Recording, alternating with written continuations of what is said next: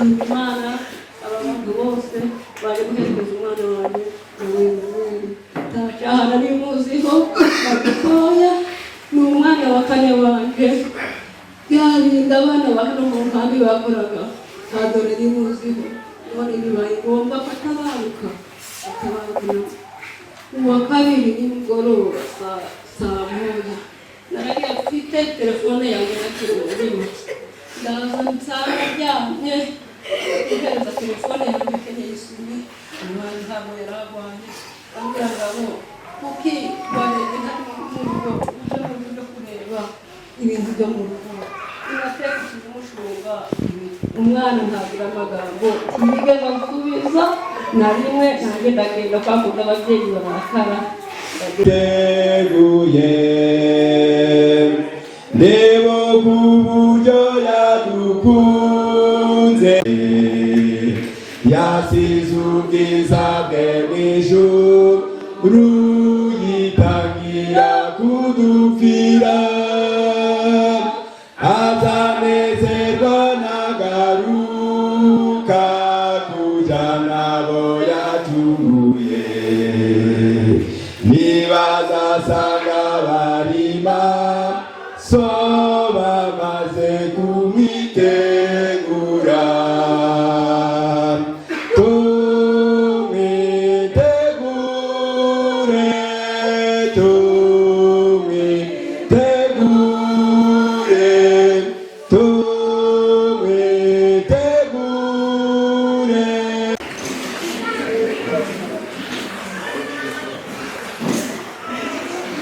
umuryango uri hano ndabashimye kuba mwese mwahuriye hano ku kibazo cy'umwana wanyu. Ibyo koko uriya mwana nta kibi namukekagaho nk'uko byamukekaga,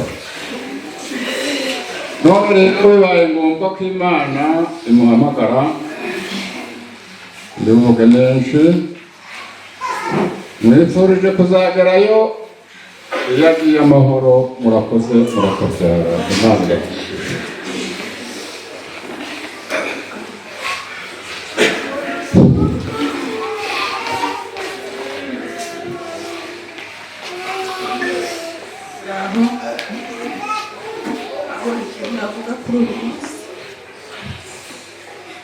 Abana nibo bavukana n'abana banjye, abana banjye babuze ubuvandimwe bwabo, amaraso y'abana banjye, mu bana banjye havuyemo umwana. Ikindi navuga Imana imwakire mu bayo.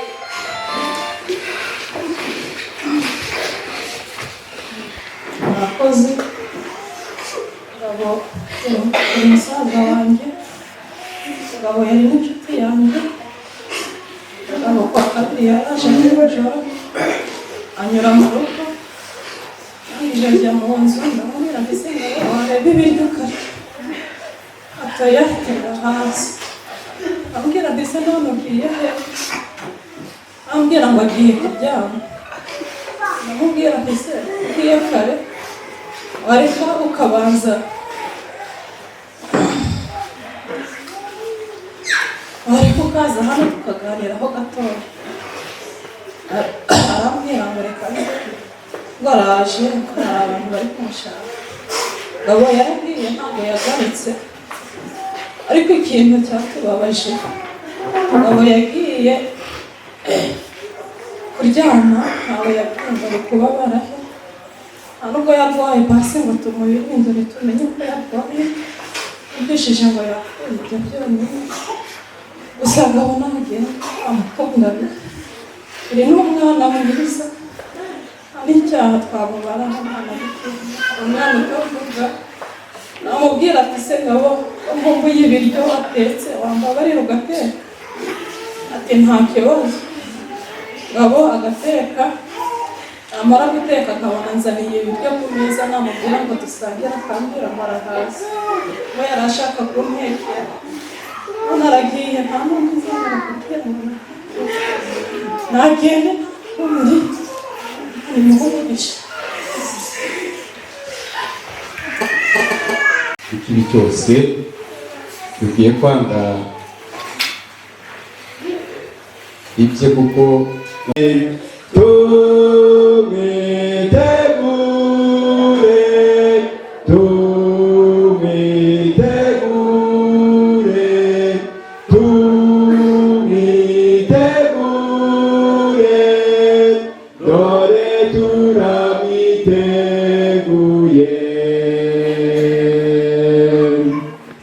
igihe cyanjye kizagera akane kukuvuga ariko nawe cyangwa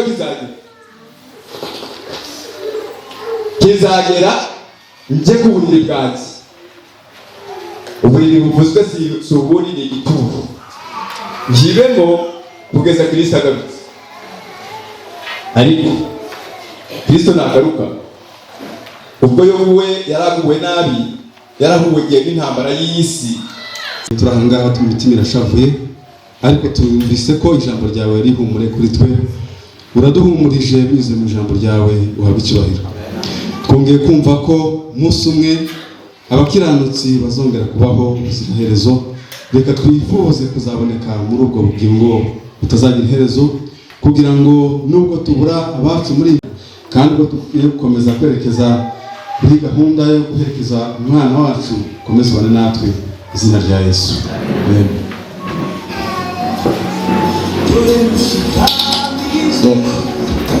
Hanyuma abaranga baraza badufashe bakureho ya mutemeri, hanyuma turanyura hano nishiyi wacu mw'ijuru niyo nziyo nayo ntibanira nawe mwami. Mutima wanjye reka kuganya, dore Imana yageneye nicyo cyiza, nicyo cyiza. Yehova kwiringira Yesu mwiza mamagara.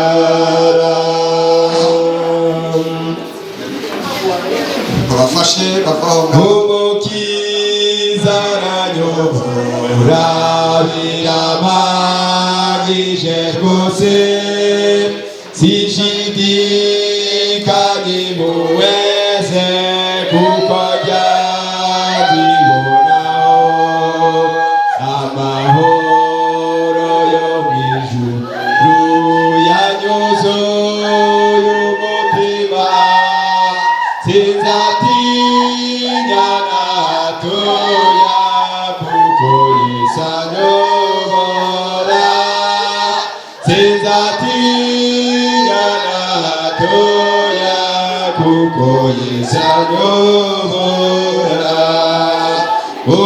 Umukiza aranyobora akanamumuriza, iyo ngeze mu makuba ntamvirira na hato.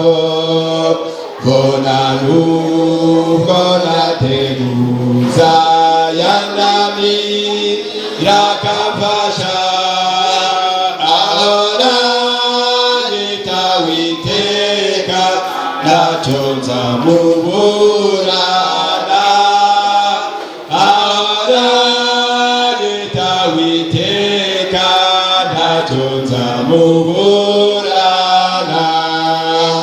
Umukiza aranyobora niryo humure ryanjye, nzamazubura menye muragusingiza. Tacyatuma ntinyurupfu mfite iryo sezerano, nzajya ndirimba kandi Yesu ni unyobora. Nzajya ndirimba kandi Yesu ni unyabara.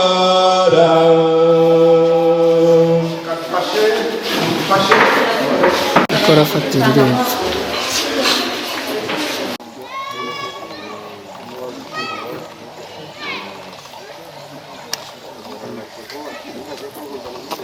Egero musaraba naniwe ngenye mumye zingiri jonitao rwose nshaka gukiza mwami ndakwizigira mukiza uzi imbere yawe mwami Yesu ngizubu nakwifujije kera sinabazwa n'ibyaha Yesu ambwira neza ati ngukize ibicumuro mwami ubu ndakwiyereje simbuzwa n'iby'iyisi agoroni sari